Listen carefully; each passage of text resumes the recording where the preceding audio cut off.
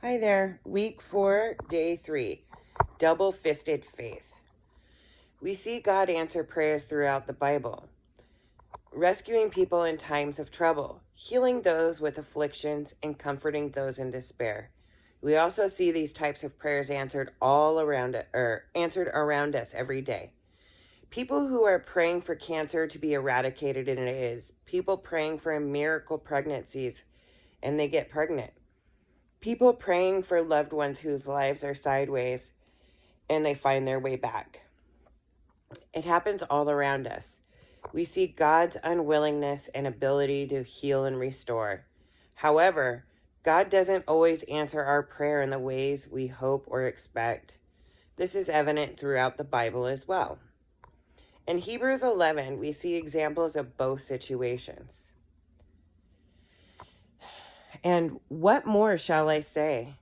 I do not have time to tell about Gideon, Barak, Samson, Jephthah, or about David and Samuel and the prophets who through faith conquered kingdoms, administered justice, and gained what was promised, who shut the mouths of lions, quenched the fury of flames, and escaped the edge of the sword, whose weakness was turned to strength, and who became powerful in battle and routed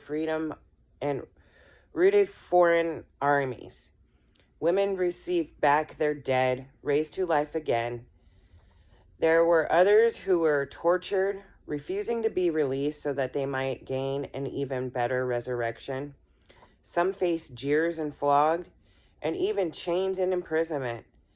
They were put to death by stoning. They were sawed in two. They were killed by the sword. They went about in sheepskins and goatskins, destitute, persecuted, mistreated.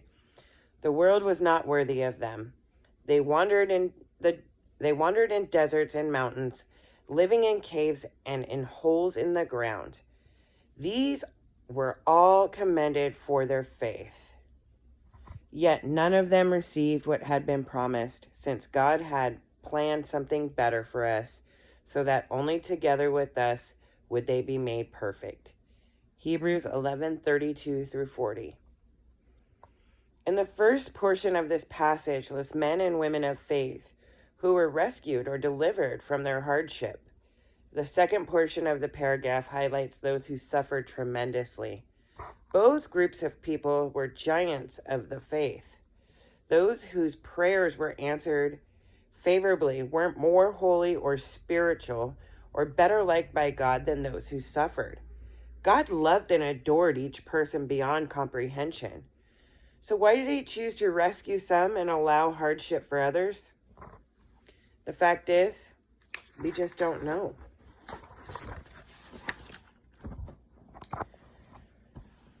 At the risk of oversimplifying the issue, we cannot know the mind of God. It is impossible for us to know his plan for our lives in its entirety, or understanding why he does the things he does. The last paragraph of Hebrews 11 passage is important to remember. None of them received what had been promised, since God had planned something better for us so that only together with us would they be made perfect. The fullness of the promise of God's kingdom has yet to come. Only when Jesus returns will we experience God's perfection in this world.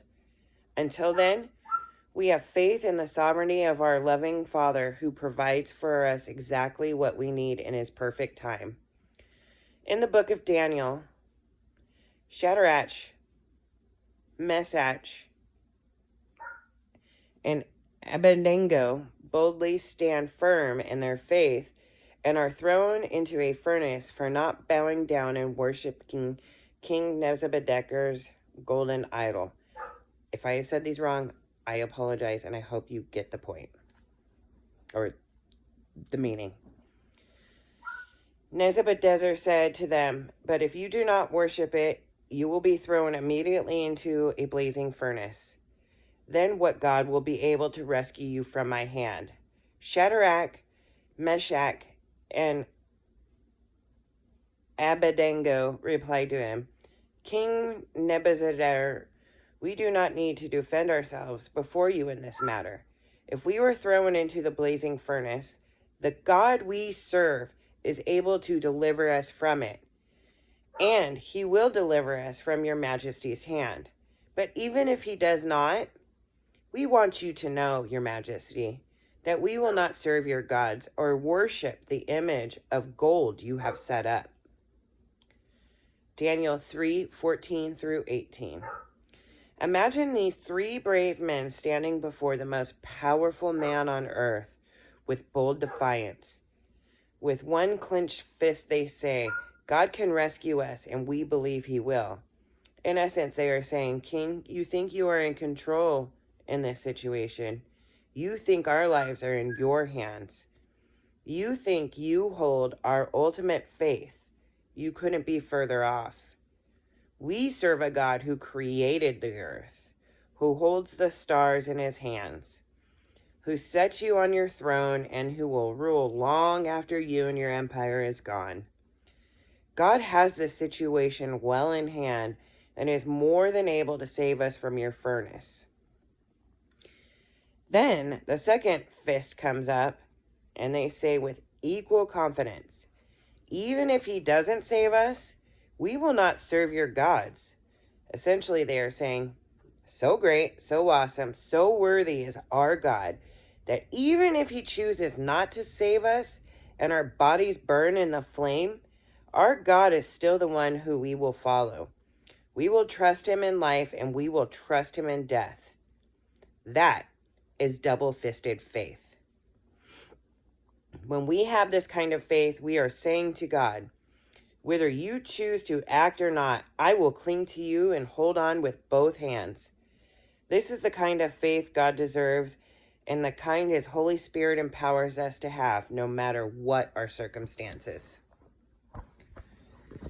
So your daily response for today's reading was 1, describe your feelings of double-fisted faith. Is this an idea, or is this idea a struggle for you, or do you embrace it? Question number 2, when have you had to clench your fist and cling tightly onto God's promises, not knowing the outcome of the situation? And then 3, pray that God will strengthen your faith in questioning times, knowing that he has you in the palm of his hand. Thanks, guys. God bless.